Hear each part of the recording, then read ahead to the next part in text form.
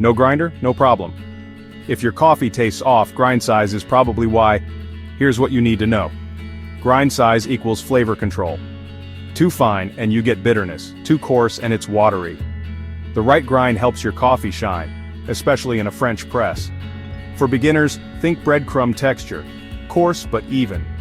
If you're using a French press, aim for chunky, consistent grounds. If it looks like flour, way too fine. No grinder?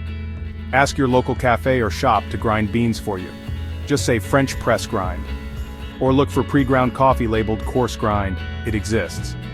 Don't let grind size ruin your brew. Get it right once and you'll notice the difference every morning. Another tip, if you have a blender you can use it to grind coffee beans. Just pulse in short bursts to avoid overheating the beans. Alternatively, you can use a mortar and pestle for a more hands-on approach. Remember, consistency is key. Subscribe for more quick tips, better coffee, one cup at a time.